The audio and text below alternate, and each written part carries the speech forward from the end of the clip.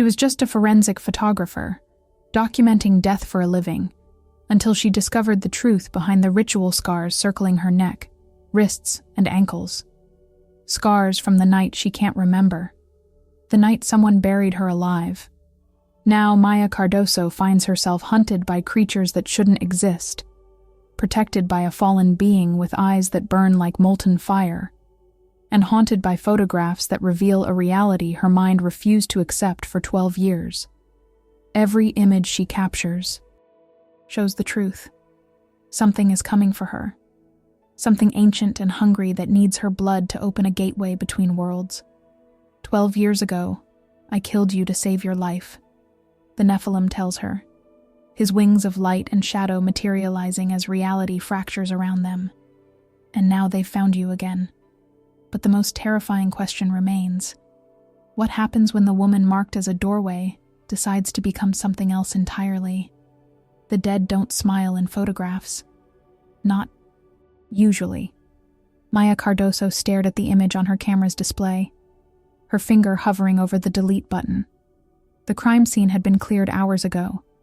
Body removed, evidence bagged, yellow tape torn down. Nothing remained in that abandoned warehouse except dust and forgotten memories. Yet there it was. A face. Smiling. Exactly where no face should be. Trick of the light, she murmured, the familiar lie tasting bitter. She'd been telling herself the same thing since she was 16. Since the night she couldn't remember. Since the scars appeared. Her thumb pressed delete. The face vanished. Problem solved. She packed her camera with practiced efficiency, each lens in its designated pocket. Order kept the chaos at bay, both around her and within her. As the department's forensic photographer, Maya documented death for a living, cataloged its poses, archived its expressions. She was good at it precisely because she didn't flinch, didn't look away. Death had marked her once. Now she returned the favor. Outside, the October wind carried the promise of rain. 3 a.m., and Boston slept beneath a moonless sky. Maya zipped her leather jacket, fingers automatically tracing the raised scar that circled her throat. A perfect line, as if someone had tried to sever her head from her body. But that wasn't the only one. Similar marks encircled her wrists, her ankles. Ritual scars, a doctor had once called them. Self-inflicted, they'd assumed. Maya knew better. She just couldn't. Remember why? The parking garage was a cathedral of concrete and shadows. Her footsteps echoed, sharp and deliberate against the silence. Halfway to her car, she stopped. Something felt wrong. The air had changed, cooled, heavied. She wasn't alone. Training kicked in, keys between knuckles, phone ready. She turned, scanning. He stood 30 feet away, motionless. A man who hadn't been there seconds ago. Tall, unnaturally still. Dark hair fell past his shoulders, absorbing what little light existed. His eyes... Maya gasped. His eyes were black, not dark brown. Black. As if someone had punched holes through his face into the void beyond. Mael, he said. The name sent electric panic through her spine. That wasn't her name. Had never been her name. Yet her body recognized it, responded to it, every muscle tensing as if preparing for impact. She raised her camera instinctively. A shield, a weapon, a witness. Through the viewfinder, she saw what her naked eyes couldn't process. Darkness coiling around him like smoke, and beneath it, pinpricks of light, as if stars were trapped beneath his skin. The flash fired. In that frozen millisecond of artificial daylight, she saw wings, massive, shadowy, stretching from floor to ceiling. Impossible wings that existed and didn't exist, folding dimensions that her brain couldn't comprehend. Then, darkness again. And he was closer. 20 feet now. Stay back, she warned, voice steadier than she felt. I'm armed. A lie. You're not, he said, his voice like granite over velvet.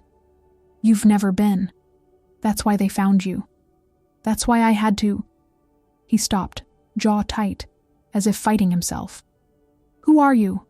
Maya demanded, backing toward her car. What do you want? You don't remember. Not a question. His eyes changed, black, fissuring with thin lines of molten red. The ritual was incomplete. I don't know what you're talking about. Another step back, 10 feet to her car. 9. You've been seeing them, haven't you? In your photographs. Things that shouldn't be there. They're looking for you, Mael. They never stopped. 8 feet. 7. Her back pocket vibrated. Her phone. She didn't dare look away to answer. I'm calling the police, she bluffed. A smile broke across his face, beautiful and terrible. No, you're not. 6 feet. 5. The scars, he said, softer now. Around your neck, your wrists, your ankles. Do you know what they are? 4 feet. 3. Binding marks. I put them there, to hide you. 2 feet. To bury you. Her back hit her car. Trapped. My name is Samael.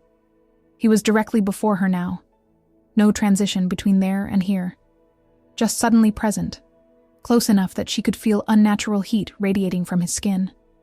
12 years ago, I killed you to save your life. And now they've found you again. Maya's hand found her door handle.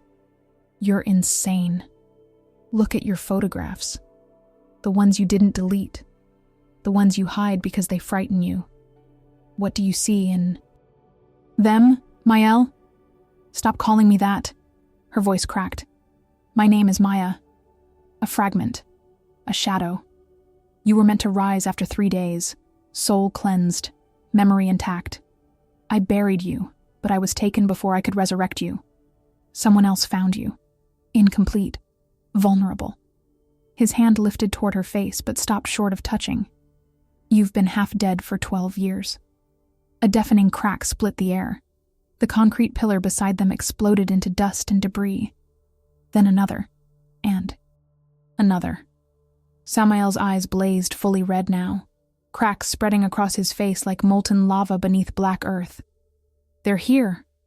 From the shadows emerged 3 figures. Human-shaped but wrong. Too tall, too fluid in their movements. They wore expensive suits that seemed painted onto their bodies. Their eyes reflected light like animals. Step away from the vessel, fallen one, the tallest said, voice harmonizing on multiple frequencies. Your claim was forfeit when you failed the ritual. Samael moved so quickly Maya couldn't track it. One moment beside her, the next standing between her and the newcomers. The shadows around him solidified, stretching into those impossible wings she'd glimpsed in the flash. Run, he growled, the word barely human. Another concrete pillar shattered. The garage trembled. You can't protect her, the creature said. You couldn't even finish what you started. The girl belongs to us now. The gateway will open. Maya's vision blurred. Gateway. The pan. Word echoed in her mind, attached to something. A memory, a dream, a nightmare. Images flashed, dirt filling her mouth, stars above, then darkness. A voice promising to return. 3 days, 3 days, 3 days. Her camera. She needed her camera. With shaking hands, she raised it and pressed the shutter. Flash. In that burst of light, she saw the truth. The 3 figures weren't human at all. Their suits concealed bodies that bent wrongly, skin stretched too tight over frameworks that weren't. Bone. And Samael, his human disguise had slipped entirely. His true form burned through, radiant and terrible, one wing brilliant light, the other consuming darkness. Something broke inside Maya's mind. A wall. A dam. Memory flooded back. Not everything, but enough. Enough to know that the creatures were real. That Samael was real. That she had died once before. Get in the car, Samael commanded, voice resonating on frequencies that made her teeth ache. One of the creatures lunged. Samael met it. With a sound like thunder, Light and darkness exploded from where they collided. Maya fumbled with her keys, hands trembling violently. The lock clicked. She wrenched the door open, throwing herself inside. Through the windshield, she watched Samael fighting, moving faster than possible, reality warping around him. But the creatures were three, and they were strong. One grabbed him from behind while another drove something into his chest, a blade made of what looked like frozen light. Samael's scream shattered every window in the garage. The third creature turned toward her car, smile spreading impossibly wide, revealing teeth like needles. Maya's fingers found the ignition. The engine roared to life. She slammed into reverse, tires squealing. In her rearview mirror, she saw Samael break free, tearing the light blade from his chest. Black ichor poured from the wound. He looked directly at her, eyes locking with hers even through the distance. His lips formed words she somehow heard. Inside her head, 3 days, Mael. You died for 3 days. And now you need to remember why. Pain radiated from every inch of Samael's being as he dragged himself through the shadows between realms. The light blade had cut deeper than flesh. It had severed connections to his power, leaving him weakened and vulnerable. Black ichor still seeped from the wound, hissing when it touched anything of this world. She had remembered his name. Not everything, but enough to matter. Enough to put her in even greater danger. He materialized in a deserted church, collapsing against a forgotten confessional. Dawn filtered through stained glass, casting fractured rainbows across his broken form. The holy ground burned his demonic half, while offering meager sanctuary to what remained of his angelic nature. The perfect agony of duality. You shouldn't have interfered, came a voice from the altar. Samael didn't need to look up. Hello, Gabriel? The messenger stood bathed in morning light. Wings, neatly folded and invisible to mortal eyes. His human appearance was flawless. Golden hair, perfect symmetry, eyes that shifted between blue and violet. Everything Samael had once been. The host is displeased, Gabriel said, each word precise. You were instructed to observe only. The vessel's destiny was determined 12 years ago. Her name is Mael, Samael growled. Her name is irrelevant. She exists to serve a purpose. Samael laughed, a harsh sound that echoed through the empty church. Still reciting the company line, brother? Even after everything you've seen? Gabriel approached, his perfect face betraying no emotion. You were once our most dedicated executor. You understood necessity. I understood blindness. Samael pressed a hand against his wound, willing it to heal faster. What do they want with her now? The ritual failed. It was delayed, not failed. Gabriel's gaze shifted to the stained glass depicting angels casting demons into fire. The gateway must open. The judgment must come. At the cost of an innocent? Gabriel's expression hardened. You forfeited your right to question cost when you fell. He knelt beside Samael, examining the wound with clinical detachment. The collectors will take her. Tonight. Her partial awakening has accelerated the timeline. Why tell me this? Because I remember who you were. Gabriel stood, straightening his immaculate suit. And because watching you try to save her and fail again might finally teach you humility. With a sound like rustling pages, Gabriel vanished, leaving behind the scent of ozone and lilies. Samael closed his eyes, focusing his remaining strength. He had hours, at most. Maya's apartment was a fortress of locked doors and drawn blinds. She hadn't slept. Couldn't sleep. Her camera sat connected to her laptop, displaying images that shouldn't exist. The needle-toothed creatures, captured in stark flash photography. Samael, one wing light, one wing shadow. And older photos, ones she'd hidden. From herself in encrypted folders. Years of impossibilities documented through her lens. A patient soul hovering above their body in the morgue. Shadow figures gathered around a murder victim. A child with wings reflected in a puddle when no such reflection should exist. I'm not crazy, she whispered to the empty room. The words felt strange, both terrifying and liberating. Her hands trembled as she touched the scar around her neck. You died for 3 days. The memory remained fragmented, but certain sensations returned with visceral clarity. Cold earth filling her lungs, stars disappearing as soil covered her eyes, a voice promising return. Samael's voice. A knock at her door shattered her thoughts. Maya froze, eyes darting to the baseball bat beside the entrance. The peephole revealed an elderly woman, Mrs. Kaplan from across the hall. Relief flooded her as she unlocked the chain. "Mrs. Kaplan, it's 5 a.m. The door exploded inward, sending Maya sprawling across. Hardwood. Where Mrs. Kaplan had stood now towered one of the suited creatures from the garage, its face stretching into that too-wide smile. "Vessel," it said, voice harmonizing unnaturally. "We've come to complete you." Maya scrambled backward, hand finding the baseball bat. She swung with desperate strength. The creature caught it one-handed, wood splintering in its grip. "The Nephilim has weakened. He cannot protect you now." 2 more creatures entered behind the first, their movements fluid. And wrong. One carried what looked like an ancient clay bowl. The other, a knife of frozen light. "Your blood remembers," said the first, advancing. "Even if your mind does not." Maya's back hit the wall. Trapped. Her eyes darted to her camera on the desk. If she could just... The creature followed her gaze. "Ah, you've been seeing us.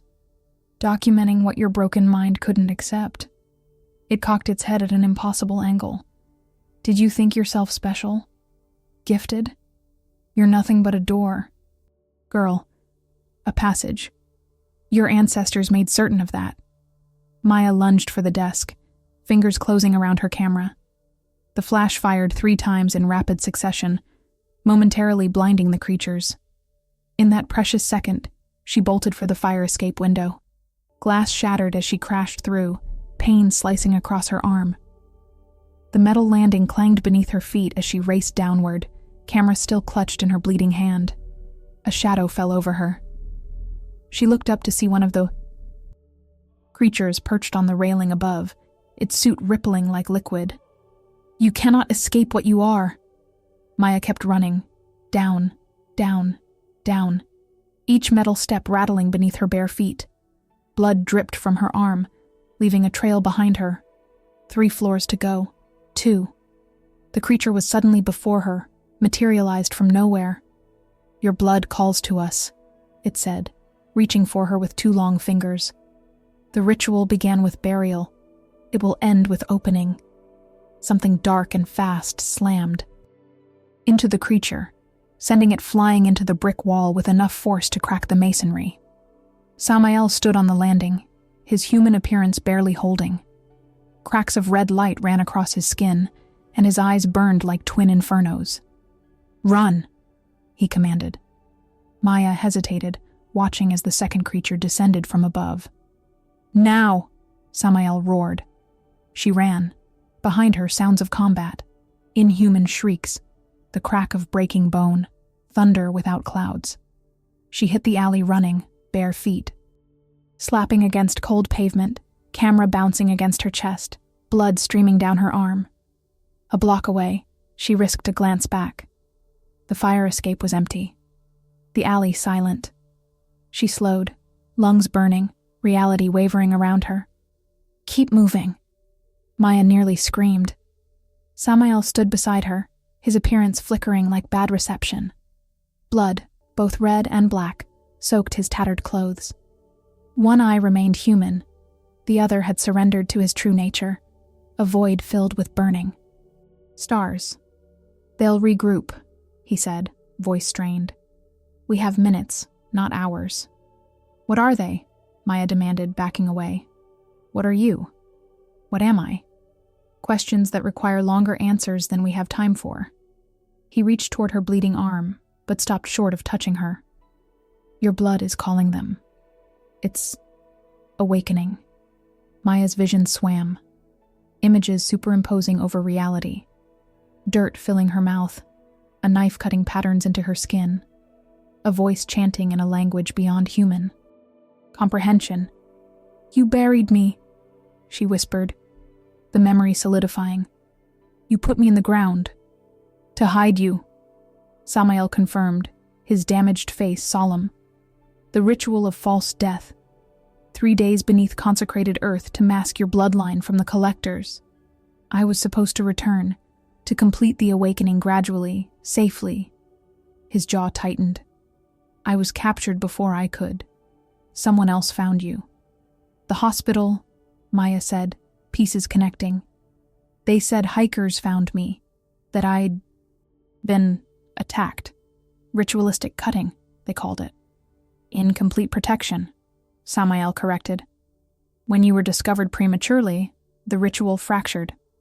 Your memory, your nature, everything split, but it preserved you for a time." The sound of sirens filled the air. Down the street, emergency vehicles converged on her apartment building. "We need to go," Samael said. "Somewhere safe." "I'm not going anywhere with you." Maya backed away further. "You buried me alive. I did what was necessary to protect you." "From what?" Samael's form flickered again, his wounds clearly taxing his strength. "From becoming what they need you to be. A gateway between worlds." "I don't understand." "You will." His gaze moved past her, eyes widening. "Behind you." Maya turned to see the third creature standing in the middle of the street, the clay bowl in its hands. It smiled that terrible smile. "The awakening has begun," it said. "Your blood calls. The door opens." Pain exploded in Maya's head. The world tilted. The last thing she saw before consciousness fled was Samael lunging toward her as she fell, his outstretched hand dissolving into light and shadow. The camera slipped from her grasp, shutter firing one last time as it hit the ground. In that final flash, the photograph captured what human eyes couldn't see. Maya's body suspended between Samael's dissolving form and the creature's reaching hands, a nimbus of ancient symbols igniting around her scars, her eyes open, but seeing elsewhere, seeing a grave dug 12 years ago, and the truth buried with her. Maya awoke to the scent of burning sage and the distant sound of water.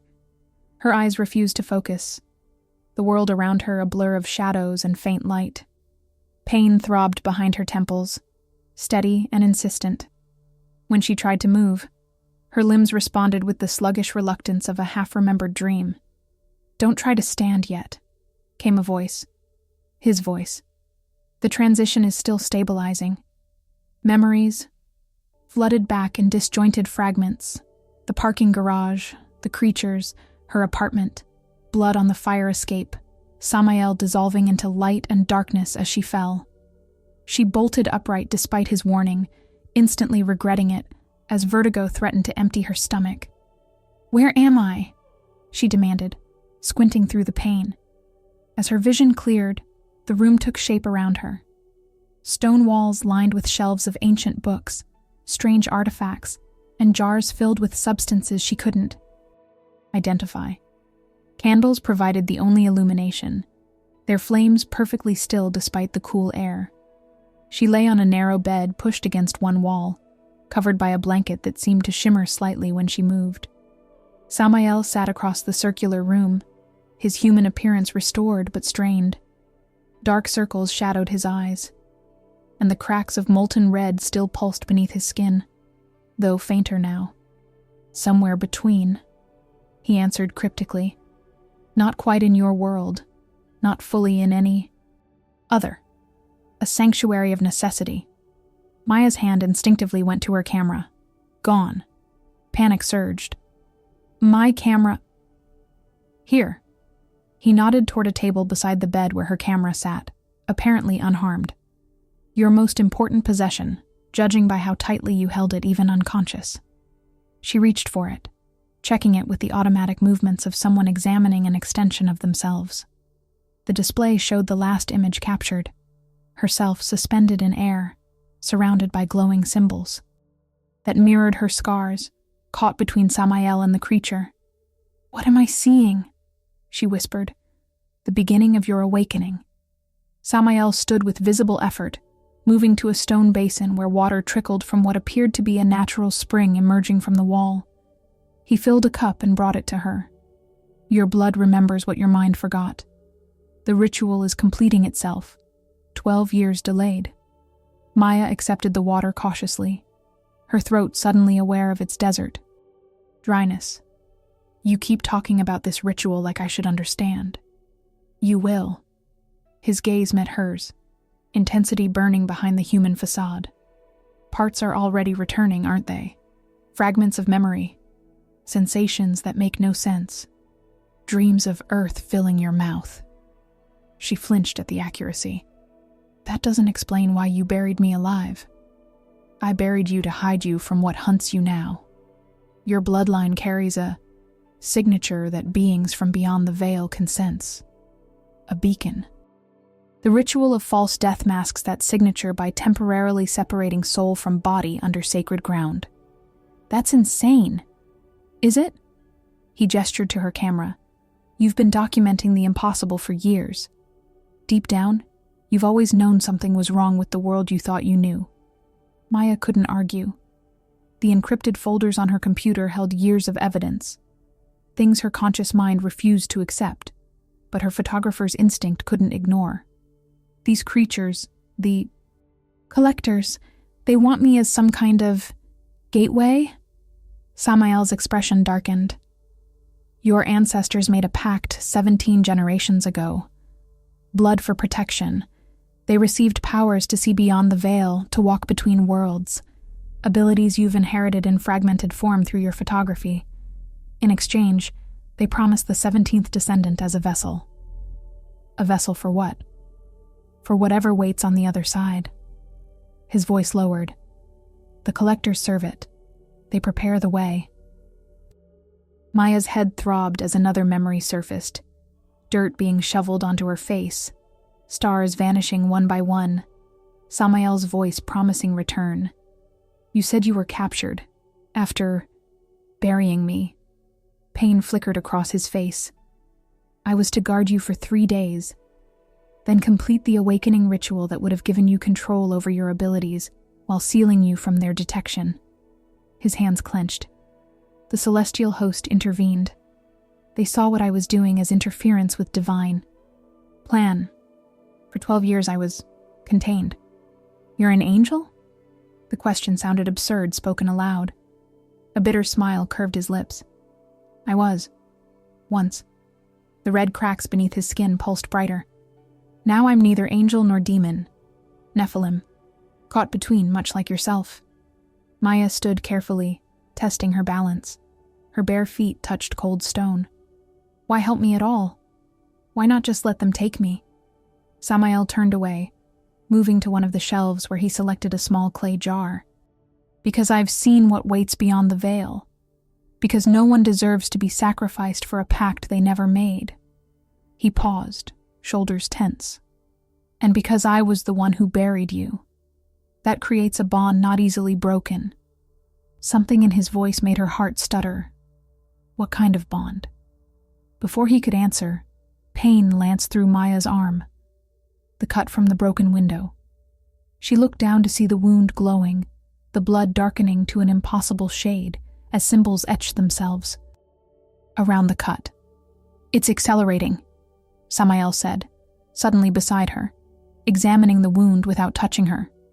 The contact with the collectors triggered a cascade effect. "What does that mean?"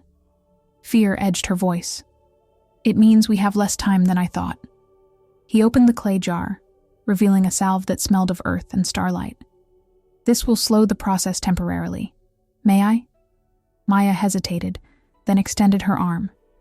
His fingers hovered just above her skin, close enough that she could feel unnatural heat radiating from them. "This will hurt," he warned. The moment the salve touched her wound, agony erupted. Maya bit back a scream as liquid fire seemed to pour through her veins. Samael's other hand caught her shoulder, steadying her, the first direct contact between them since her awakening. The touch sent images cascading through her mind. Samael in his true form, Wings of light and shadow spread wide, standing over her grave in a forgotten cemetery. A knife of bone cutting. Symbols into her skin while she lay in freshly dug earth. His voice chanting in a language that made reality shiver. Promise me you'll return. I swear it. 3 days beneath the earth. No more, no less. But he never came. Someone else found her. Hikers stumbling across disturbed ground. Paramedics. Hospital lights. Police questions she couldn't answer because she couldn't remember. 12 years of seeing things through her lens that couldn't exist. 12 years of deleting images that threatened her sanity. 12 years, half alive, half awake, half remembering. The visions faded as Samael removed his hand, the salve now dried into her skin. The symbols around the wound dulled to a faint glow. You remembered, he said softly. Not everything. Maya's voice trembled. But enough to know you were telling the truth about burying me. She stepped back, creating distance between them. What happens now? They'll keep hunting me, won't they? Yes, but there may be a way to complete what I started 12 years ago. To finish the ritual properly, giving you control rather than making you a passive vessel. How? We need to return to where it began. The cemetery where I buried you. Maya felt her stomach twist. You want to bury me again. I want to complete your awakening, properly this time. His eyes held hers, one moment human, the next revealing glimpses of his true nature. But yes, that would be part of it. And if I refuse, then the transformation happens anyway. Chaotic and uncontrolled, the gateway opens. Whatever waits on the other side comes through. And you... He hesitated. I what? You cease to exist as yourself. Before Maya could respond, the sanctuary shuddered. Dust and small stones fell from the ceiling as a sound like distant thunder rolled through the chamber. They've found us, Samael said, moving swiftly to gather items from various shelves. The blood connection is stronger than I anticipated. How? You said this place was between worlds. It is. But you're becoming a gateway, Maya. Conventional barriers mean less to you with each passing hour. He tossed her a worn leather jacket. Put this on. We need to move. The sanctuary shook again, more violently this time. A crack appeared in one wall, leaking what looked like liquid shadow. Maya grabbed her camera, slinging it around her neck. Where are we going? To find what remains of your grave. Samael placed his hand on the stone wall, which rippled like water at his touch. Time to remember what was buried with you. The wall dissolved into a swirling portal of darkness and starlight. Through it, Maya glimpsed twisted trees and weathered tombstones beneath a night sky. Choose, Mael, Samael said, using her true name, his form beginning to shift as his human disguise faltered. Trust me enough to follow, or wait for them to make you into something you were never meant to be. The sanctuary walls cracked further, darkness seeping through every fissure. The sound of harmonizing voices, the collectors, grew closer. Maya looked at her camera, then at the portal, then at Samael with his impossible eyes, and the truth he'd kept for 12 years. If I go with you, she said, I want every answer, not just the ones you think I need. You'll have them all, he promised, whether you want them or not. She stepped toward the portal, heart pounding against her ribs. Behind them, the sanctuary door began to dissolve. One more thing, she said, pausing at the threshold. If you ever bury me again, for any reason, you damn well better be there when I wake up. For the first time, Samael smiled, a genuine expression that momentarily banished the darkness from his face. I give you my word. Together they stepped through the portal as the sanctuary collapsed behind them, crossing the boundary between worlds toward the grave that had once hidden her from everything she was now becoming. The cemetery existed in a perpetual state of autumn. Dead leaves swirled around weathered tombstones, though no wind disturbed the twisted branches above. Stars shone with unnatural brightness through gaps in the cloud cover. casting everything in silver and shadow. Maya stepped from the portal onto ground that felt strangely familiar beneath her feet. The leather jacket Samael had given her was too large, but radiated a comforting warmth against the cemetery's pervasive chill. Her camera hung heavy around her neck, a tether to reality as she knew it. Or thought she knew it. "Where are we exactly?" she asked, voice barely above a whisper. Something about this place demanded reverence. "Crossroads Cemetery." Samael moved beside her, his human appearance solidifying once more, though strain showed in the tight lines around his eyes. Deconsecrated in 1937, after a flood washed away half its graves. The church abandoned it, but the veil between worlds remains thin here. "Is this where you buried me?" "Yes." He gestured toward the far corner where ancient oaks created a canopy over the oldest graves. "There, under the sentinel trees." As they walked, Maya raised her camera instinctively, viewing the cemetery through her lens. What she saw made her breath catch. Through the viewfinder, the cemetery existed in two states simultaneously. In one reality, it was abandoned, overgrown. In the other, wisps of light drifted between graves, and the trees pulsed with a network of luminescent veins. "What am I seeing?" she whispered, lowering the camera. "The boundary?" Samael replied. "Your awakening allows you to perceive both sides now, especially through your lens. It's been your anchor, hasn't it? The camera, your way of processing what your conscious mind rejected." Maya nodded slowly. "I always told myself it was light leaks, digital artifacts, anything rational. The human mind protects itself from what it can't comprehend." Samael stopped walking, his attention caught by something ahead. "We're not alone." Through the trees, a figure knelt beside one of the oldest graves, a woman in outdated clothes, her form translucent in the moonlight. "A ghost?" Maya raised her camera again. "A memory," Samael corrected. "This place remembers those who marked it deeply. She comes every night to mourn a husband who never returned from sea." His voice softened. "Some patterns echo long after their creators are gone." The spectral woman didn't acknowledge their presence, continuing her silent vigil as they passed. They approached the corner of the cemetery, where 3 massive oaks stood in a perfect triangle. Within that space, a plot of ground looked subtly different. The grass slightly newer, the soil a shade darker. Samael stopped at its edge. "Here." Maya's heart hammered against her ribs as fractured memories crystallized. Lying in freshly turned earth, stars visible through branches, Samael's voice speaking words that bent reality, soil filling her mouth as she fought not to scream. "I remember," she said, her voice small. "I couldn't breathe. I was so afraid." "I know." Regret shadowed his face.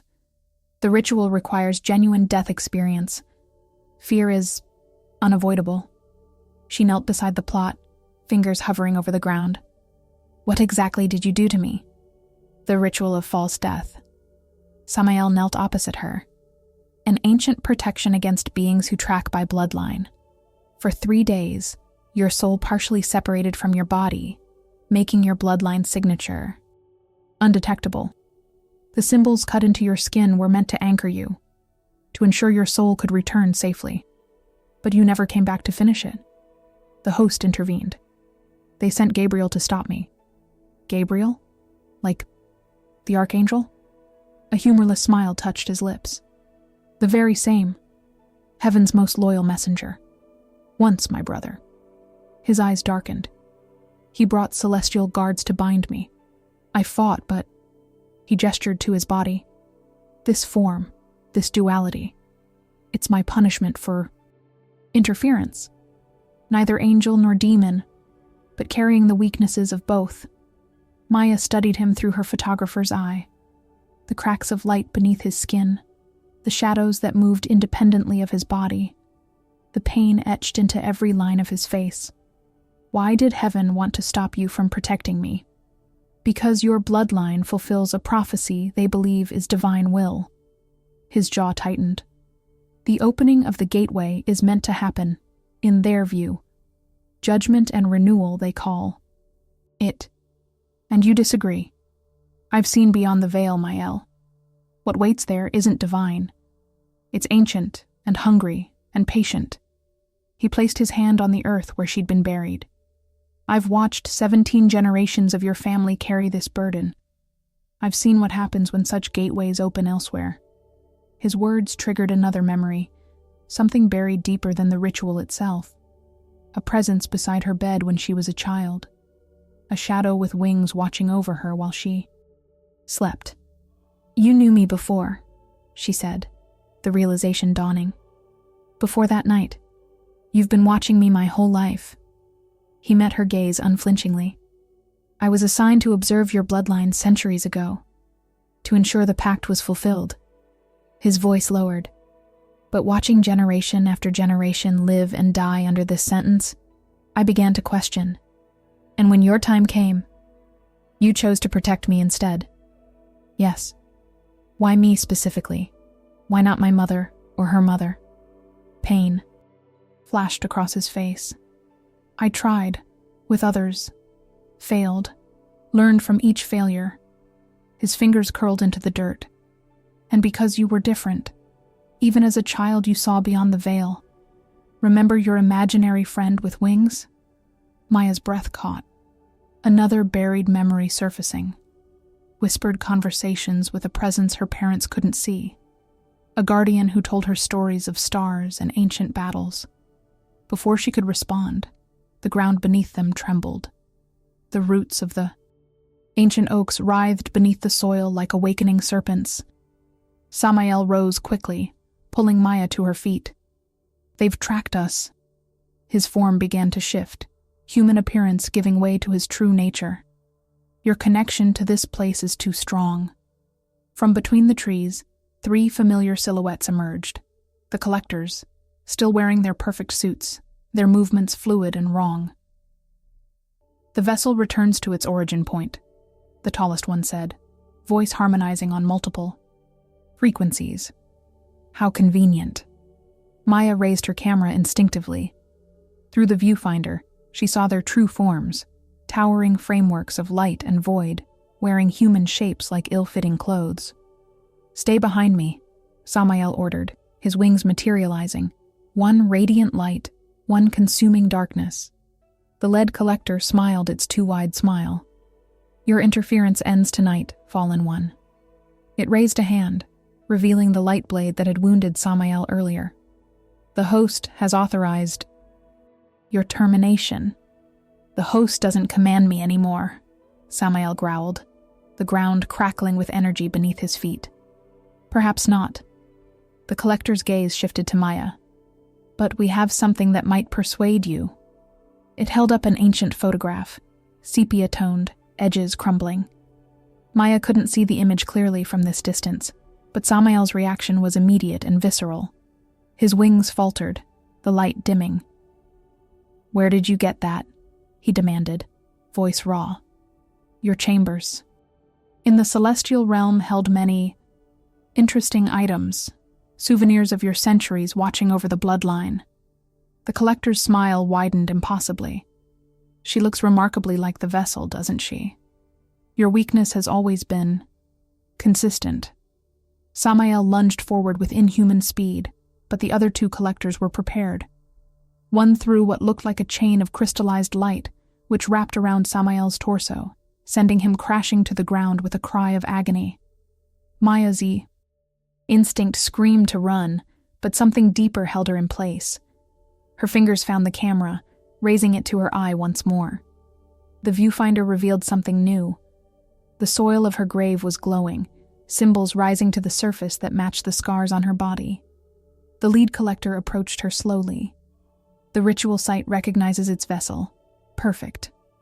Samael struggled against the binding chain, each movement causing the crystal links to burn brighter. Maya, run. But Maya remained still, camera lowering as understanding bloomed.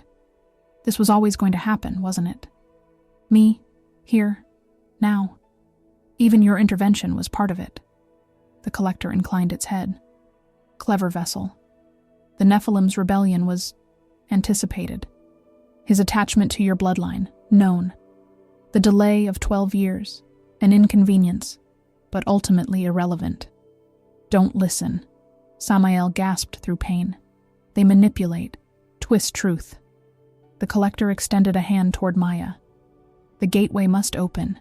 It is. Written in your blood, carved in your skin, buried in your soul. Fight it and suffer. Accept it and transcend. Something stirred within Maya. Power she'd never known she possessed. The symbols on her grave pulsed in rhythm with her heartbeat. Her scars began to glow in response, visible even through the leather jacket. What if there's a third option? She said, stepping forward. Neither fighting nor accepting. What if I take control instead? The collector's smile faltered. Impossible. The vessel does not command the gateway. It merely opens. Maya raised her camera again, something instinctual guiding her. Through the lens, she could see energy flowing between the grave and her body, her blood responding to the ritual site, awakening fully. I've spent 12 years documenting what others can't see, she said, finger hovering over the shutter. Capturing truth my mind wouldn't accept. What if that was preparation, not denial? She pressed the shutter. Flash. In that burst of artificial light, something broke through. The final barrier in her mind. Memories cascaded like a waterfall. Her childhood seeing beyond the veil, her mother's warnings to never speak of what she saw. Samael watching over generations of her family, the truth of her bloodline and its ancient pact. The camera fell from her hands as she dropped to her knees, overwhelmed by the flood of knowledge. Her scars blazed like fire against her skin. What's happening to her? One of the collectors demanded, taking a step back. She's remembering, Samael said, his voice filled with wonder and fear. Everything. Maya placed her palms on the earth of her grave. The ground parted beneath her touch, revealing not dirt, but a swirling vortex of light and shadow, the beginning of the gateway. She looked up at Samael, her eyes now glowing with the same symbols carved into her skin. I understand now. Why you buried me. Why you couldn't let me become this. Mael, he whispered. She turned to the collectors, who had frozen in confusion. You wanted a gateway, but you never specified who would control it. The lead collector's face contorted with rage. The vessel does not command. Watch me, Maya said, plunging her hands deeper into the vortex as the cemetery around them began to warp and shift, reality bending to the will of a gateway that was opening, but not in the way anyone had expected. The vortex consumed Maya's arms up to her elbows, cold and burning simultaneously.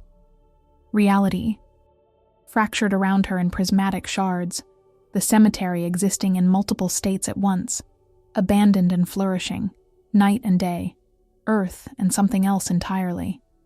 The symbols on her skin pulsed with increasing intensity, responding to the gateway she now commanded. Impossible, the lead collector hissed, its perfect suit rippling as its true form struggled to maintain human shape. The vessel cannot direct the gateway. It is written. Then rewrite it, Maya said through clenched teeth.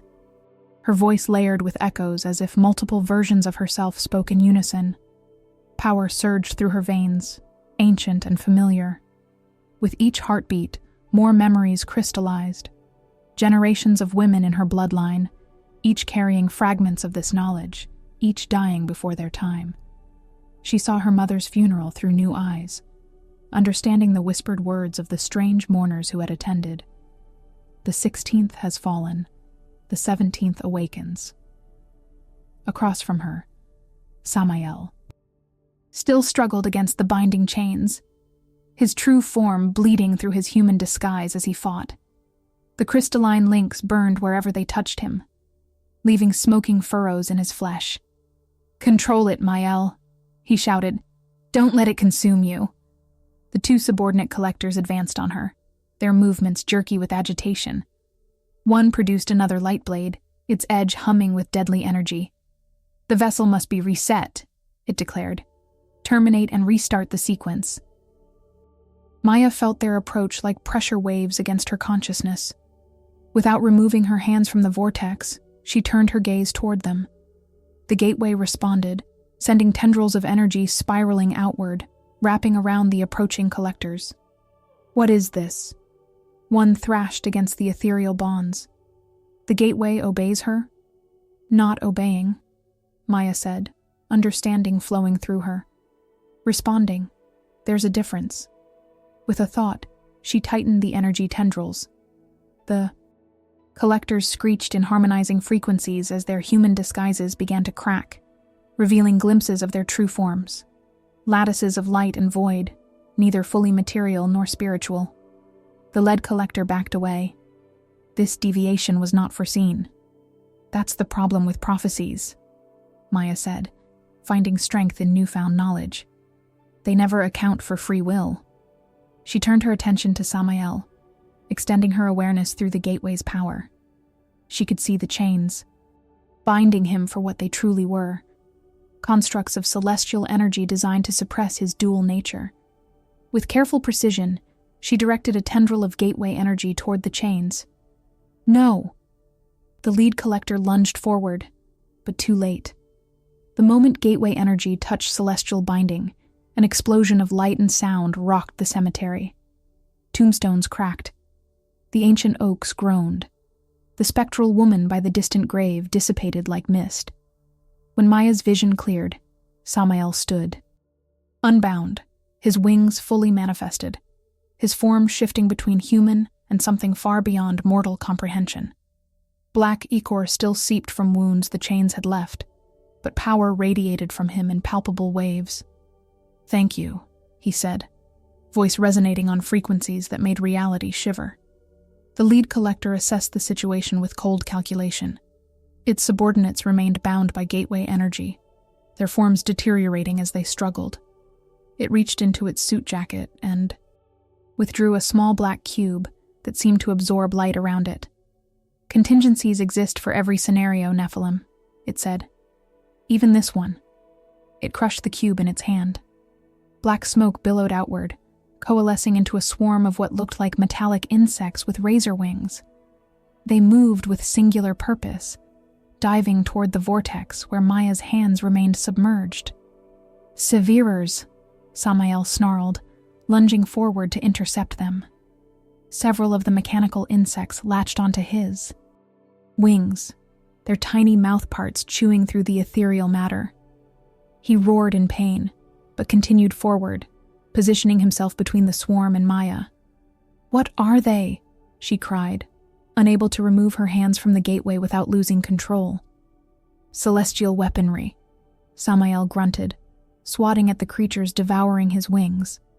"They sever connections, between body and soul, between dimensions, between power and wielder." The remaining swarm circled, seeking a path to Maya. Wherever they passed, reality seemed to fray, small tears opening in the fabric of existence. "I can't move," Maya said, panic rising. "If I release the gateway now—" "Don't." Samael's eyes locked with hers. "Whatever happens, maintain control. If the gateway closes chaotically, it will tear this entire area apart, including us." The lead collector smiled its unnatural smile. "A dilemma. Maintain control and be consumed by severers, or release the gateway and face dimensional collapse. Either way, the vessel is neutralized." Maya's mind raced. The gateway pulsed beneath her hands, responding to her emotions. She could feel it pulling at her, trying to draw more of her into its depths. An idea formed, desperate and dangerous. "Samael," she called, "can you still reach into the gateway?" He fought off another wave of severers, his wings now tattered, black ichor dripping from dozens of small wounds. "Theoretically." "Why?" "Because I think I know how to stop this, but I need your help." She met his gaze, conveying determination through fear. "Do you trust me?" With everything I am, he answered without hesitation. The lead collector narrowed its eyes. Whatever you're planning, Vessel, it won't succeed. The sequence is ordained. Maya ignored it, focusing instead on the power flowing through her. When I count to 3, reach into the gateway and take my hands. Don't let go, no matter what happens. Samael nodded, positioning himself closer to her despite the Sevirers still attacking him. 1, Maya began, gathering her courage. The swarm sensed her intention, diving toward her in a coordinated attack. 2.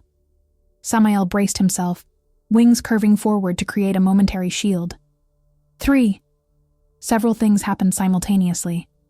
Samael plunged his hands into the vortex beside Maya's, his fingers interlacing with hers. The Sevirers broke through his wing shield, dozens reaching Maya's exposed back and shoulders. The lead collector lunged forward, light blade aimed at Samael's unprotected spine. And Maya, instead of pulling away from the gateway, pushed herself further in, dragging Samael with her. The vortex expanded violently, swallowing them both up to their shoulders. The Sevirers attached to Maya shrieked as gateway energy consumed them, their metallic bodies dissolving into the swirling chaos. The light blade passed through empty air as Samael's form shifted partially into the gateway dimension. "What have you done?" the collector demanded, its perfect composure finally fracturing. Maya didn't answer. Couldn't answer. Her consciousness expanded beyond her physical form as the gateway responded to the presence of both Vessel and Nephilim. Through its power, she could see the truth of the collectors, constructs created by something ancient and patient, manipulating events across centuries. Beside her, connected through their interlaced fingers, Samael's dual nature served as both anchor and conduit. His angelic aspect resonated with celestial dimensions, his demonic with infernal planes, creating a perfect balance within the gateway's chaos. "I can see everything," Maya whispered, voice distorted by the energies flowing through her. "All the dimensions, all the boundaries." "Focus," Samael urged, his face contorted with the effort of maintaining coherence. "Find the thread that connects to your bloodline. Find the pact." Maya directed her expanded awareness, searching through layers of reality until she found it. A crimson cord stretching from her heart through the gateway and beyond, pulsing with 17 generations of blood sacrifices. "There," she breathed. "I see it. Now you must choose," Samael said, his grip on her hands tightening. "Fulfill the pact by opening the gateway fully, or attempt to break it, with consequences." "What consequences?" "Breaking a blood pact this ancient, the backlash could destroy you. Us, everything connected to it." The lead collector had regained its composure, circling them with calculated steps. "The vessel cannot break what was freely given. 17 generations of blood, 17 lifetimes of preparation. The gateway will open. It must." Maya felt the truth in these words. The pact had been sealed willingly by her ancestor. But as her awareness expanded further, she detected something else. A flaw in the pact's structure, a loophole hidden within its complex bindings. "There's another way," she said, certainty forming. "Neither fulfilling nor breaking." "Impossible," the collector insisted. "The terms are absolute." Maya turned to Samael, their faces inches apart, gateway energy swirling around them. "The pact requires a vessel to open a gateway. It doesn't specify what comes through or who controls it." Understanding dawned in his eyes. Redirecting instead of rejecting. "Exactly." She tightened her grip on his hands. "But I need your dual nature to stabilize it. Alone, I'll be consumed. What you're suggesting has never been attempted." His voice held both, warning and wonder. "We would become permanently linked. If one falls, both fall," she finished. "I know." The cemetery began to disintegrate around them as the gateway expanded. Tombstones crumbled. The ancient oaks twisted into impossible shapes. The bound collectors shrieked as their forms were pulled apart by competing forces. The lead collector recognized what was happening too late. It lunged for them one final time, desperation evident in its movements. "Now, Samael!" Maya cried. Together, they pulled on the crimson cord of the blood pact, not breaking it, but redirecting its terminus, creating a closed loop between themselves rather than a passage for whatever waited beyond the veil. Gateway energy exploded outward, then collapsed inward with crushing force. The lead collector's scream cut off as it was pulverized between dimensions. The vortex contracted violently, then stabilized into a perfect sphere, encompassing Maya and Samael's joined hands. Reality reasserted itself around them. The cemetery returned to its abandoned state, though forever changed, a perfect circle of glass-like earth, marking where dimensional boundaries had fused and reformed. Maya gasped as the sphere between their hands contracted, then sank beneath their skin, half into her, half into Samael. Where it entered, new scars formed, intricate patterns unlike the ritual marks she had carried before. When it was done, they sat facing each other, hands still clasped, both breathing heavily. The collectors were gone, the severers destroyed. The gateway closed, but not gone. Maya could feel it inside her, dormant but present, balanced between her human nature and Samael's duality. "What did we just do?" she asked, voice hoarse. Samael looked down at their joined hands, then up at her face. New marks adorned his skin as well, mirroring hers perfectly. "We rewrote the pact," he said softly. "Instead of opening a way for something else, we've become the gateway ourselves. Contained. Controlled. And the consequences?" His expression grew solemn. "We're bound now. More than guardian and protected. More than any celestial bond. If we're separated too long, we die," she finished, knowing it with certainty. Samael nodded once. Not just die, cease to exist entirely. Maya should have felt trapped, terrified by this new reality. Instead, strange calm washed over her. "So we stay together. Until the end of all things," he confirmed. She finally released his hands, watching, as the last wisps of gateway energy dissipated around them. The first light of dawn broke over the cemetery's edge, casting long shadows across their transformed forms. "What now?" she asked. "Now," Samael said, rising and offering her his hand once more. "We learn what it means to be neither fully human nor Nephilim nor gateway, but something new entirely." Maya took his hand, feeling the immediate resonance between their altered natures.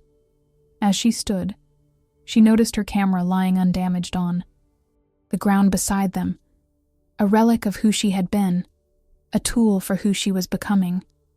She picked it up, weighing it in her hand. "Will I still see the truth through this?" "You'll see more truth than ever before," Samael said. "The question is whether you're ready for what you'll discover." Maya raised the camera to her eye, pointing it at Samael. Through the viewfinder, she saw him as he truly was, and herself reflected in his eyes, equally transformed.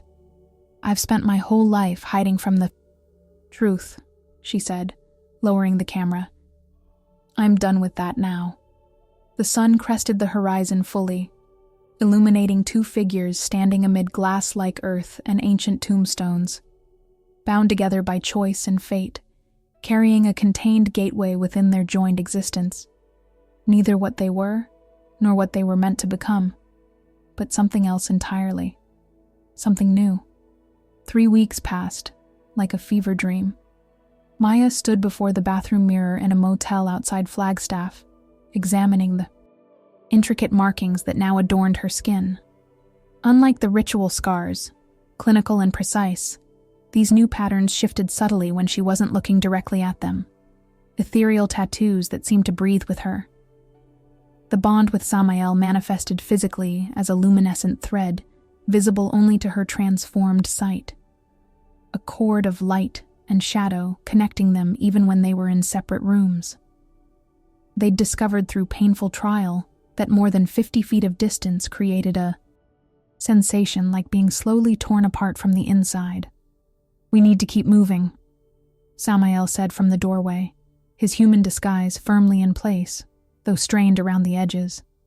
In public, he appeared as a tall man with sharp features and eyes that changed color depending on the light. Only Maya could see the wings that never fully disappeared, folded tightly against his back, one radiant, one consuming darkness. "I know." She tugged her sleeve down, covering the markings. "Have they found us?" "Again?"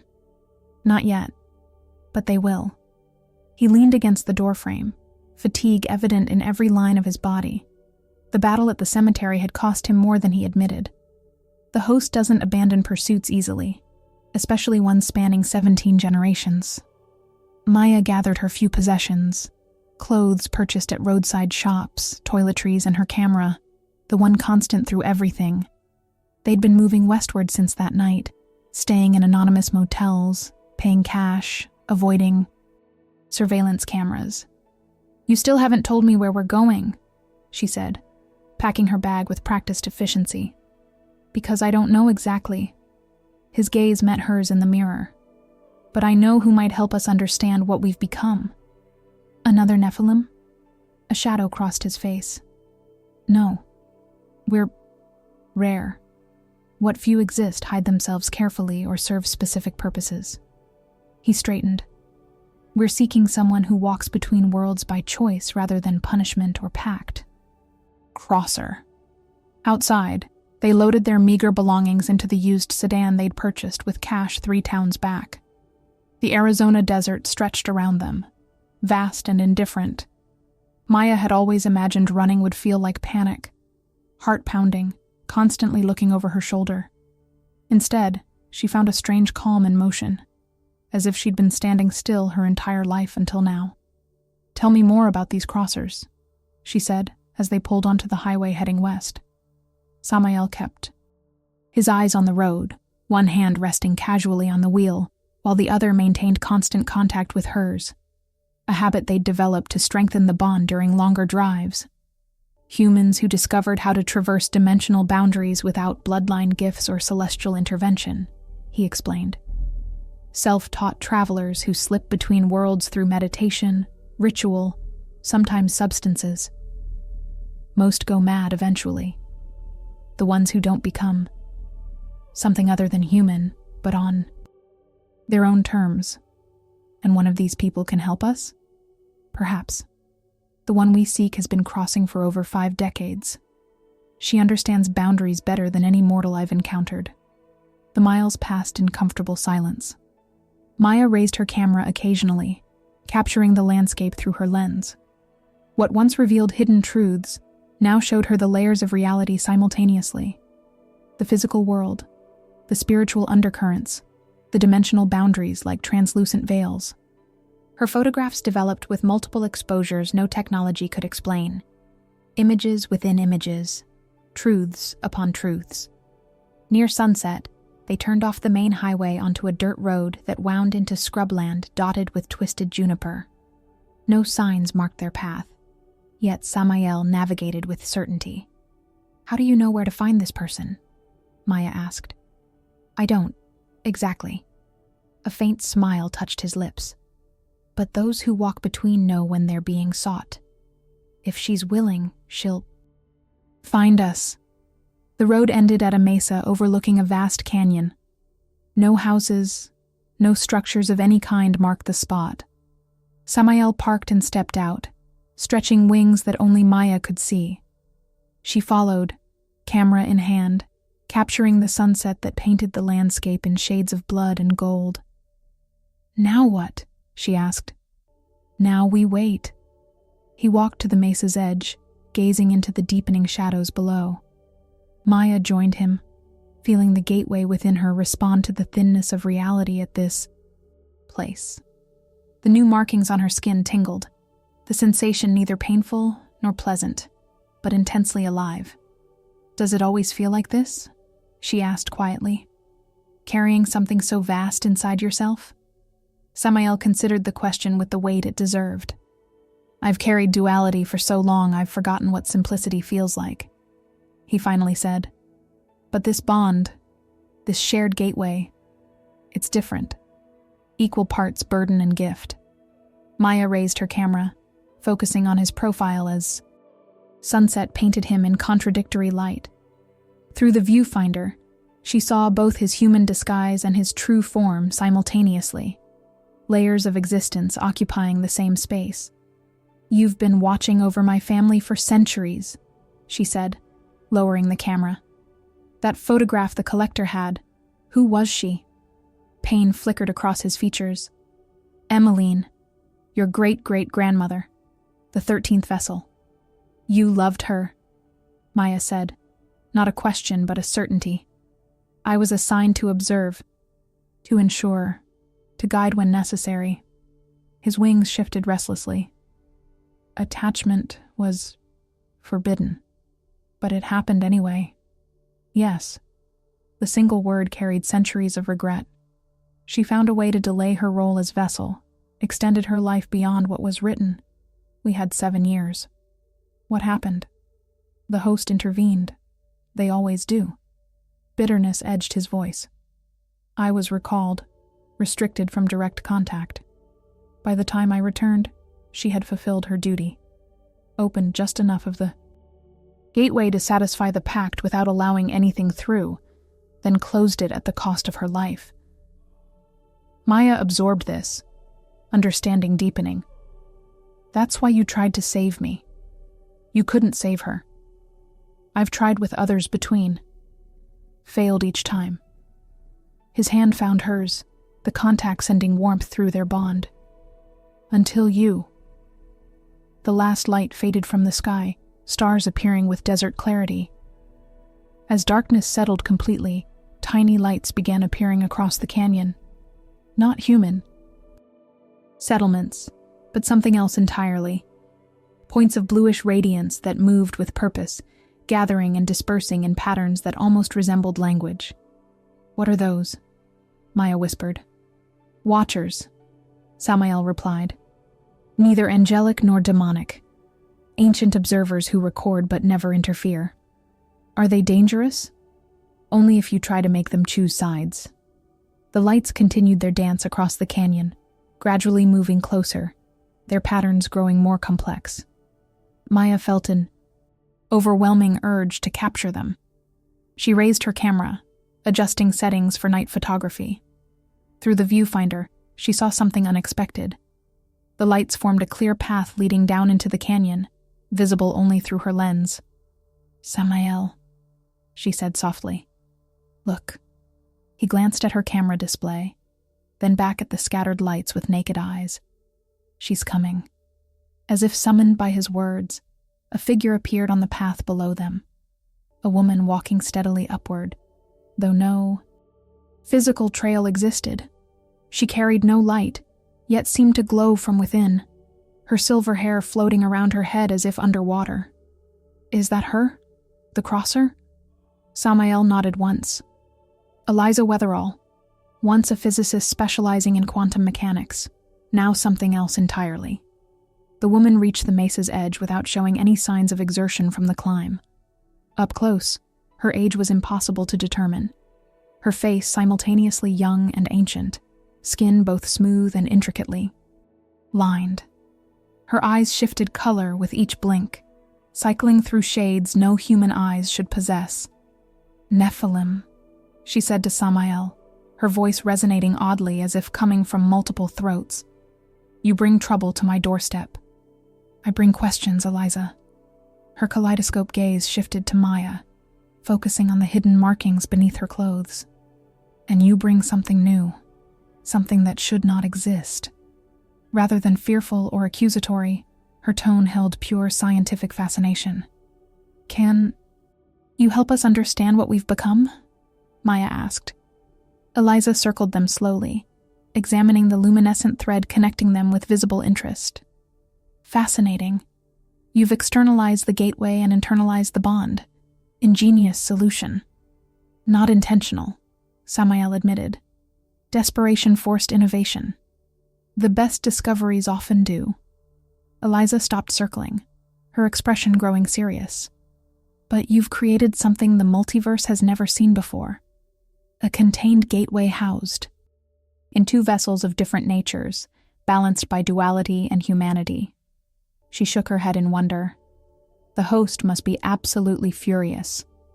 They are, Samael confirmed, along with whatever waited beyond the veil for Maya to fulfill her bloodline's pact. The ancient hungering, Eliza supplied casually. When they stared at her, she shrugged. I've walked through enough dimensions to recognize the signature of a pact that old. It's been trying to break through for millennia. What is it? Maya asked. Something that feeds on possibility. It consumes choices, futures, potential. Where it touches, destiny becomes singular rather than branching. Eliza's eyes darkened. Some call it divine will. Others, the end of free choice. Samael's wings flared with agitation. And now it will seek another way in. Undoubtedly. Eliza turned her attention to their bond. But what you've done, it changes everything. The gateway remains but redirected, controlled.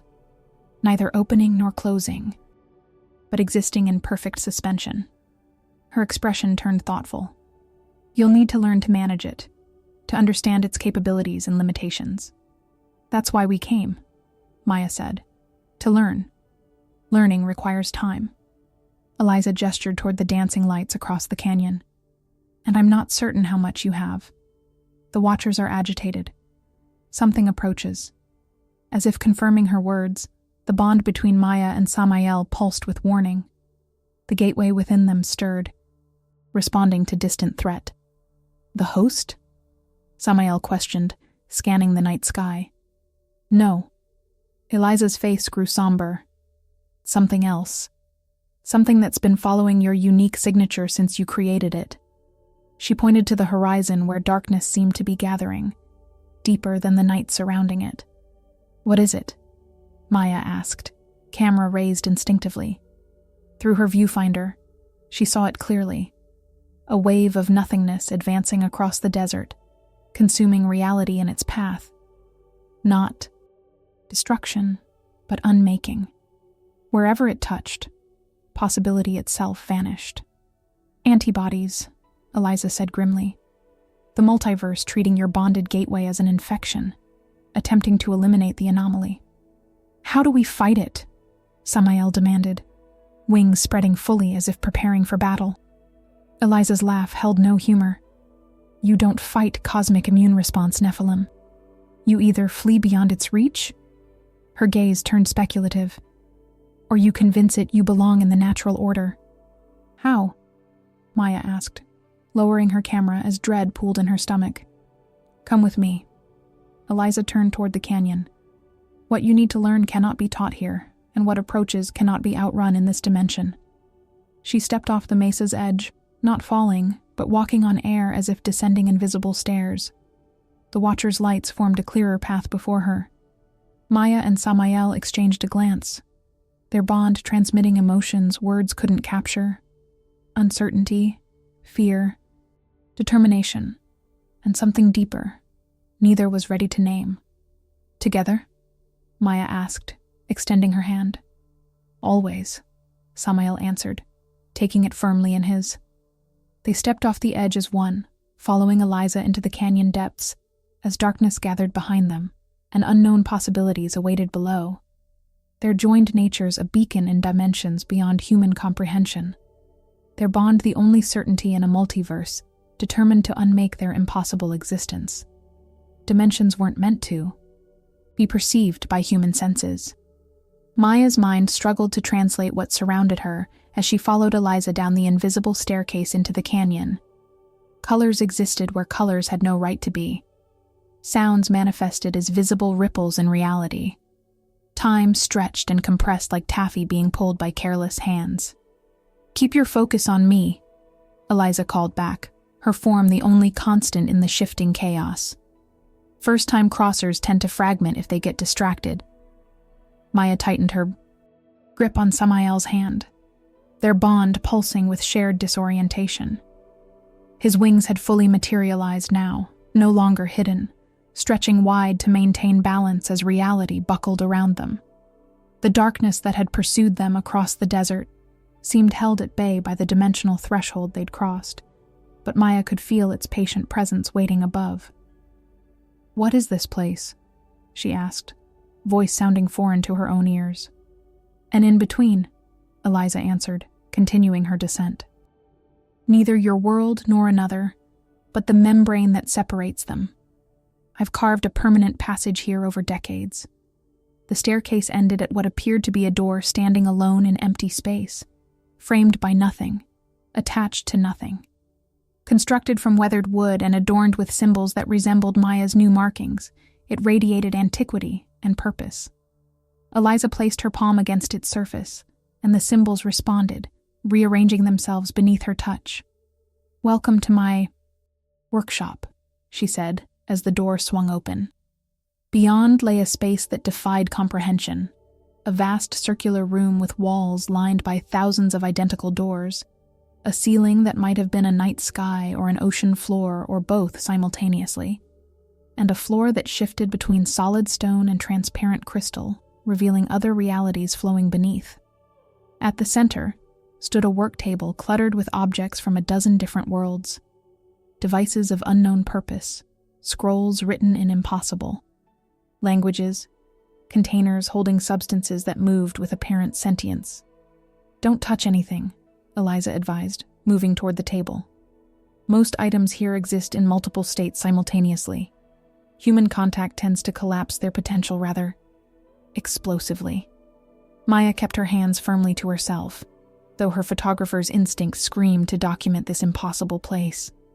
Her camera hung heavy around her neck, but she hesitated to use it. "You can photograph it," Eliza said, noticing her hesitation. "In fact, I recommend it. Your particular vision might reveal aspects even I can't perceive." Encouraged, Maya raised her camera. Through the viewfinder, the workshop transformed. The thousands of doors revealed their true nature. Not physical portals, but opportunities, each leading to different potential outcomes, different possible futures. The objects on the table existed in quantum superposition, being many things at once until observed. "Fascinating," she breathed, taking several shots. "It's like seeing probability itself." "That's exactly what it is," Eliza confirmed, selecting various items from her collection. "All possibility, all potential, existing simultaneously, until choice collapses it into singular reality." Samael moved to the nearest door, studying its frame with cautious interest. "You've been monitoring dimensional boundaries for decades. Have you encountered anything like what we've become?" Eliza's expression turned thoughtful. "Nothing. Identical, but similar principles. There are entities that exist as living gateways, though they open outward rather than containing what you two have internalized." She arranged her selected items on a clear space. "What makes you unique is the balanced duality, human and Nephilim, angel and demon, opening and closing simultaneously. Can we learn to control it?" Maya asked, lowering her camera. "That's why we're here." Eliza gestured them closer. "The multiverse treats you as an infection, because you don't fit any established pattern. To survive, you must define yourselves. Become intentional rather than accidental."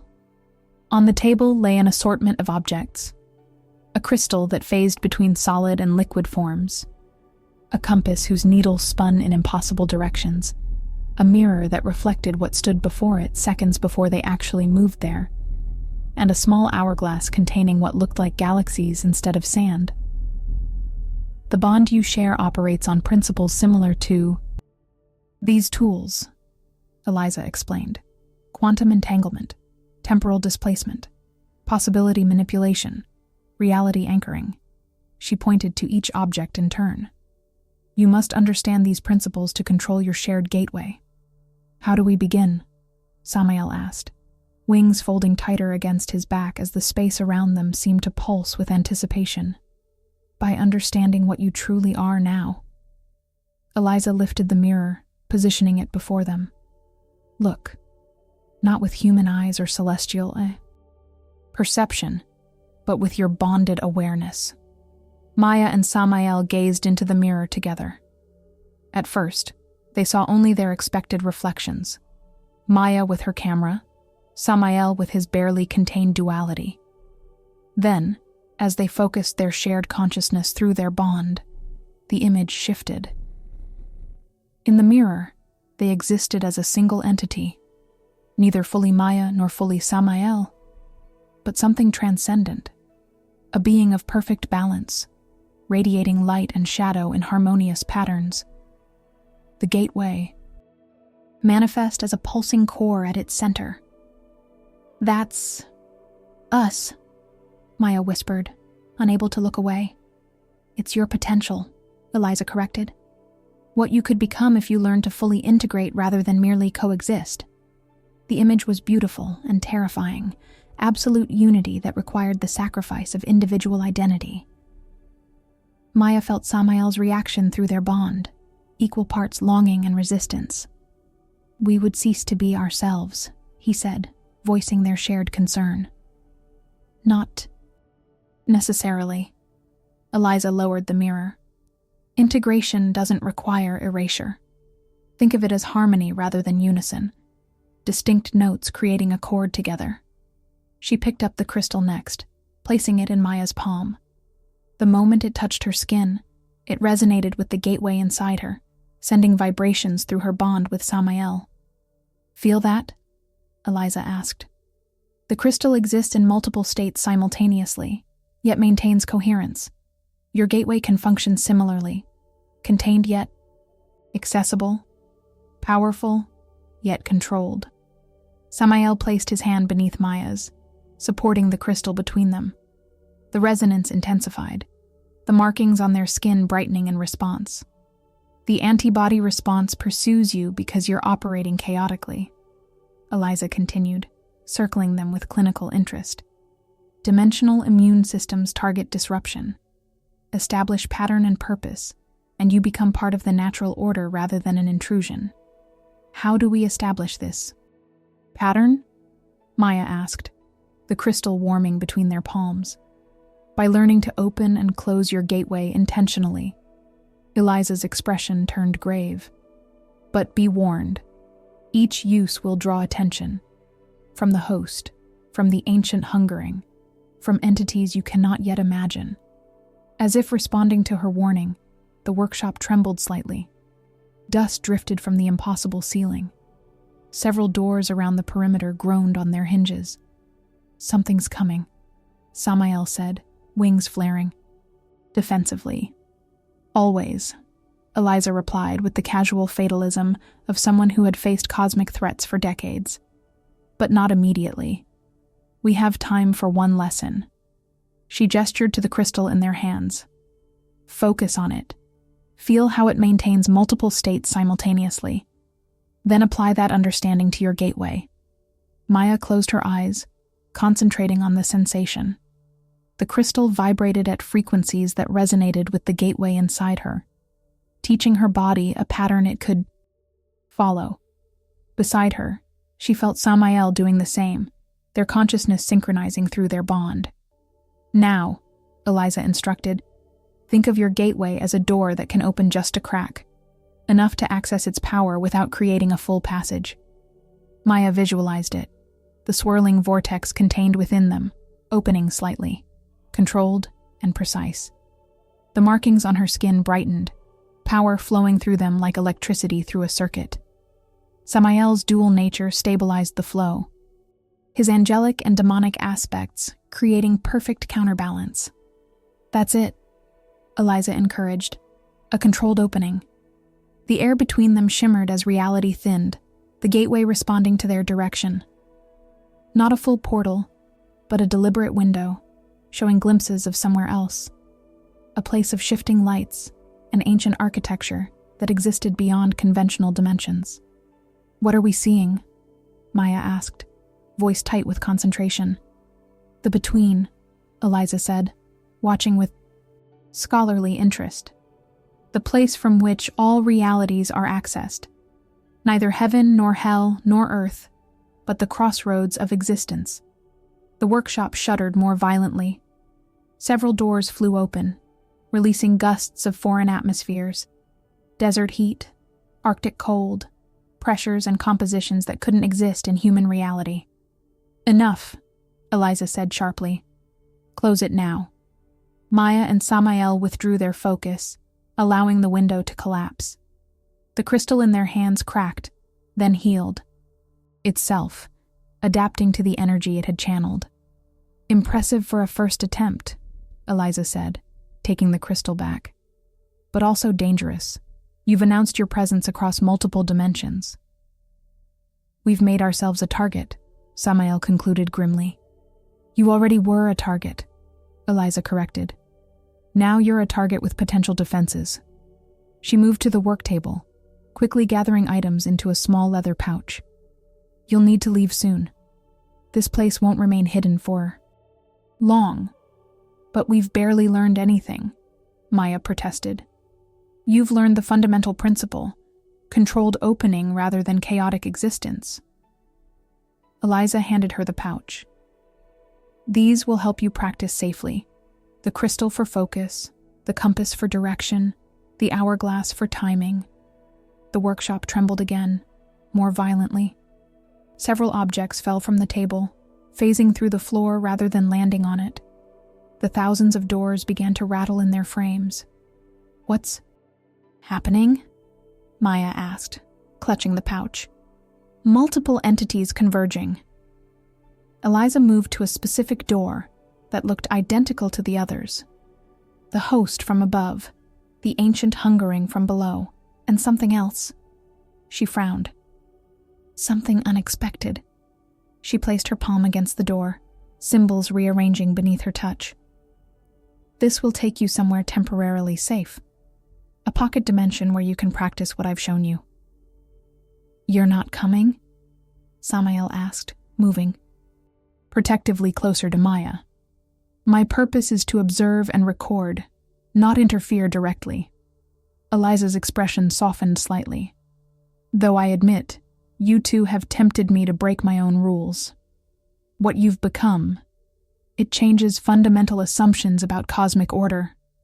The door swung open, revealing not another workshop, but a forest of impossible trees, trunks of crystalline material, leaves that shifted color with each breeze, ground covered in moss that glowed with gentle bioluminescence. "How will we find you again?" Maya asked. "You won't need to. I'll find you when the time is right." Eliza's gaze shifted to something only she could perceive. "Now go. Quickly." Samael took Maya's hand, their bond pulsing with shared apprehension. As they stepped toward the door, Eliza spoke one final warning. "Remember, what pursues you cannot be fought conventionally. The antibody response, the host, the ancient hungering, they operate on principles beyond physical combat. Your only advantage is that you exist outside their understanding." "How does that help us?" Maya asked, pausing at the threshold. "Because what cannot be understood cannot be predicted," Eliza replied. "Now go." They stepped through the door into the crystalline forest as the workshop behind them began to dissolve, reality unraveling as multiple cosmic forces converged on a single point. The door slammed shut behind them, then vanished entirely, leaving them alone among impossible trees under a sky filled with unfamiliar constellations. Their bond hummed with new awareness, the gateway within them no longer a chaotic accident, but the beginning of something intentional, something with purpose. "What now?" Maya asked, clutching the pouch of dimensional tools. Samael gazed at the alien sky, wings extending slightly to taste the foreign atmosphere. "Now we become what they fear." "And what's that?" "Something new," he said, turning to face her. "Something they never anticipated when they engineered your bloodlines pact 17 generations ago." The markings on their skin glowed in perfect synchronization, illuminating the forest around them with patterns of light and shadow as ancient as creation and as new as their shared existence. The crystalline forest had no concept of day or night. Time passed in waves rather than linear progression, each bringing subtle shifts in the ambient light, filtering through translucent leaves. Maya had lost track of how long they'd been there, practicing, learning, becoming. She sat cross-legged in a clearing, Eliza's hourglass balanced on her palm. Inside, galaxies swirled in miniature, each grain of cosmic sand marking potentialities rather than seconds. Before her, Samael maintained a similar meditative pose, wings partially extended, the dual nature of his existence more balanced than she had ever seen it. Again, he said softly, the harmonics of his true voice barely contained. Maya nodded, focusing on the hourglass. Together, they directed their attention inward, toward the gateway they shared. The markings on their skin illuminated in synchronized patterns as they carefully, deliberately, opened a controlled window between dimensions.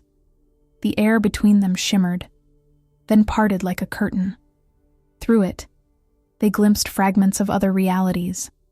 A city of impossible architecture suspended between gas giants. An ocean of liquid light, where leviathans of pure thought swam in eternal contemplation. A desert, where the sand was composed of microscopic machines engaged in endless creation and destruction. Hold it, Samael instructed, his concentration absolute. Direct it. Maya turned her attention to the compass from Eliza's collection. Unlike ordinary compasses, its needle responded to intentionality rather than magnetism. As she focused her will, it swung toward a specific point on its face. Not north or south, but a direction that existed outside conventional space. The dimensional window shifted, focusing on a single reality. Earth, but not quite their Earth.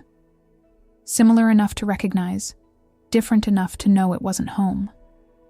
They watched as people moved through their lives, unaware of being observed from beyond the boundaries of their dimension. Perfect, Samael said, pride evident in his voice. Now close it, smoothly. Maya visualized the gateway contracting, its energies folding back into the space they shared. The window narrowed, then sealed completely, leaving no trace of its existence except the fading glow of their markings. She exhaled slowly, lowering the hourglass. That's the 7th successful focusing, and each one cleaner than the last. Samael's wings folded against his back as he relaxed from the effort. You're learning to direct rather than simply open. We're learning, she corrected, reaching across the space between them to take his hand. Their bond surged at the contact, warm and reassuring. I couldn't do any of this without your stability. In the weeks, or what? Felt like weeks. Since they'd arrived in this pocket dimension, they had fallen into a rhythm of practice and discovery. Each session brought greater control over their shared gateway, transforming what had begun as desperate survival into something approaching mastery. Maya had changed in ways beyond the visible markings on her skin. Her perception had expanded, consciousness stretching beyond human limitations. Through her camera, she now captured images across multiple dimensional planes, simultaneously, revealing layers of reality invisible to ordinary sight. Samael, too, had transformed. His dual nature, once a punishment and burden, had become the perfect counterbalance to the gateway's chaotic potential. Angel and demon aspects existed in equilibrium rather than conflict, neither dominating but both essential. We should rest, he suggested, rising fluidly to his feet. Even here, energy must be conserved. They had made a simple shelter beneath one of the largest crystal trees, its translucent trunk refracting the ambient light into constantly shifting patterns. The moss beneath provided a surprisingly comfortable bed, responding to their body heat by growing thicker and softer. As they settled beside each other, Maya's thoughts turned to what waited beyond their temporary sanctuary. They're still searching for us, aren't they? She asked, though she already knew the answer. Yes. Samael's wings curved protectively around them both, one light, one shadow, creating a cocoon of balanced duality. I can feel them. The host from above, the ancient hungering from below, cosmic antibodies between, all converging. And Eliza? Watching, I suspect, documenting what we become for whatever archives she maintains. Maya ran her fingers over the markings on her forearm, feeling the gateway pulse in response to her touch. We can't hide forever. No, he agreed. Nor should we. What we've created, it deserves existence. Even if it breaks all the rules? Especially then. A smile touched his lips, transforming his severe features. Rules exist to maintain order, but evolution requires disruption. Maya raised her camera, capturing his expression in that moment of perfect clarity. Through the viewfinder, she saw both his human appearance and true form superimposed, the duality that had once torn him apart now existing in harmony. What will happen when we leave here? She asked, lowering the camera. We'll be hunted, across dimensions, across realities. His expression grew solemn. The host cannot allow what we represent to exist. The ancient hungering cannot tolerate a gateway it doesn't control. The cosmic order itself will resist our innovation. Then why go back at all? Samael was silent for a long moment, considering. Because existence in hiding isn't truly existence. And because what we've become might change everything. Before Maya could respond, the forest around them shuddered. Crystal trees vibrated, producing tones that resonated at impossible frequencies. The ground beneath them trembled. They've found us, Samael said, instantly alert, wings flaring wide. Maya grabbed Eliza's tools, securing them in their pouch. How? This was supposed to be a safe dimension. Nothing remains hidden forever from those with enough determination. He helped her to her feet. We need to move. The forest trembled more violently. In the distance, crystal trees began to fracture, releasing bursts of prismatic energy as reality itself started to unravel. The pocket dimension was collapsing. Move where? Maya demanded. There's nowhere to go. Samael turned to her, his expression resolute. We make our own way. He took her hands in his. Together, the gateway within us. It's not just a passage to be used by others. It's a means for us to travel, to choose. Understanding dawned. You want us to open it from inside, to pass through ourselves. Yes, not as separate entities, but as what we truly are now. His grip tightened. It's dangerous, untested, but possible. Another violent tremor rocked the forest. Several nearby trees shattered, their fragments suspended in air before dissolving into nothingness. The boundary of the pocket dimension was failing catastrophically. Do we have any other choice? Maya asked, though she knew the answer. We always have choice, Samael replied. That's what they fear most about us. They stood facing each other as the world disintegrated around them.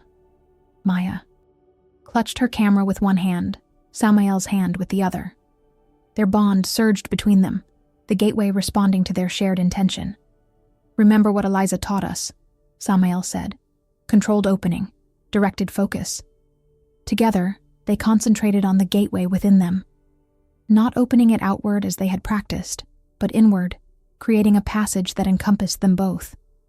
Their markings blazed with light as reality bent around them. I can feel them, Maya gasped, sensing multiple presences converging on their location. The host, the ancient hungering, something else. Don't focus on them, Samael instructed. Focus on us, on what we're becoming. The gateway expanded within and around them, its energies no longer contained but channeled. Through their bond, their consciousness began to merge, not erasing individuality, but transcending its limitations. Maya remained Maya. Samael remained Samael. But together they became something beyond the sum of their parts. As the pocket dimension collapsed entirely, they completed their transformation. No longer simply carriers of a gateway, but embodiments of it.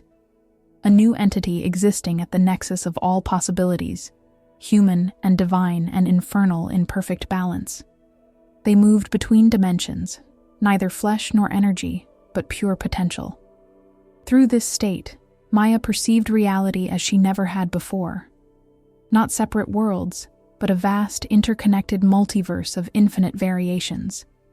She understood what the ancient hungering truly sought, not just access to one world, but consumption of all possibility, all choice, all freedom. And she understood what the host feared: the unpredictability of true free will, the chaotic potential of choices made outside divine plan. When they finally emerged, they stood in the cemetery where everything had begun. The 3 sentinel oaks still formed their triangle over Maya's former grave. Dawn was breaking over the horizon, painting the weathered tombstones in gentle gold. But they had not emerged unchanged.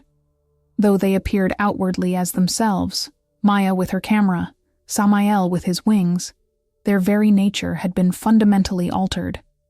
The gateway no longer existed within them. They had become the gateway itself, an embodied passage between all possible worlds. They sensed them immediately, watchers from multiple planes of existence, observing this new development with varying degrees of alarm and fascination. The host positioned celestial observers at strategic points around the cemetery, their true forms disguised as early morning joggers and groundskeepers, but their divine nature apparent to Maya's transformed perception. The ancient hungering sent tendrils of awareness probing from beneath reality itself, testing this new manifestation for weaknesses, for access points it could exploit. And from somewhere between dimensions, Eliza watched with scientific curiosity, her consciousness briefly touching theirs in unspoken acknowledgement. "What now?" Maya asked, though she already sensed the answer through their deepened bond. "Now we choose," Samael replied, taking her hand. The contact sent ripples across multiple realities, their combined nature too powerful to be contained by conventional dimensional boundaries. "They won't stop hunting us," she said, looking toward the disguised celestial observers. "No, but they can no longer contain us either." He smiled, the expression transforming his face. "We are neither vessel nor guardian now. We are possibility itself." Maya raised her camera, focusing on the space between themselves and their watchers. Through the viewfinder, she saw what others could not: the infinite pathways now available to them, the countless realities they could access. The fundamental nature of existence laid bare. She pressed the shutter. In that moment of perfect clarity, their shared consciousness made a choice, not to hide, not to fight, but to become exactly what the multiverse needed most: a bridge between what was and what could be, guardians of possibility rather than pawns of prophecy. The photograph captured what no image had before: not just light and shadow, not just the visible and invisible, but choice itself made manifest. The first documentation of a new form of existence. Around them, reality adjusted to accommodate what they had become, the multiverse recognizing them not as an infection to be eliminated, but as an evolution to be integrated. The watchers maintained their distance, celestial and infernal powers alike reassessing strategies in the face of something unprecedented. "Are you ready?" Samael asked, his wings, one light, one shadow, extending in preparation. Maya nodded, the markings on her skin no longer scars or symbols, but expressions of infinite potential. "Where will we go?" "Everywhere," he answered. "Nowhere. Between." His hand tightened around hers. "The question isn't where, but what will become along the way." Together they stepped forward, not into another dimension, but into possibility itself, their existence a testament to the most powerful force in any universe: the capacity to choose beyond destiny, to love beyond boundaries, to become what no prophecy could predict. Behind them, the cemetery remained unchanged, except for a single photograph lying on Maya's former grave, an image showing 2 figures transforming into pure potential, neither human nor divine nor infernal, but something new entirely, something free. Sometimes our deepest scars hold the truth we've been running from all along. Maya's journey from victim to creator of her own destiny reminds us that even when powers beyond our comprehension have mapped out our lives, choice remains our most powerful weapon. What would you do if you discovered you were meant to be a doorway for something ancient and hungry? Would you accept fate as written, or would you rewrite the rules of existence itself? In a world that constantly tries to define us, to limit what we can become, perhaps the most revolutionary act is to refuse those limitations, to transform what was meant to destroy us into something that empowers us instead. Maya and Samael's transformation wasn't just about survival.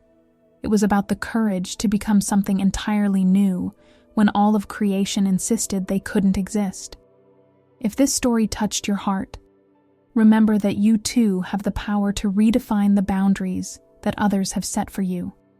Don't forget to like, share, and subscribe for more journeys that challenge the limits of what's possible. The gateway to new worlds is just one click away.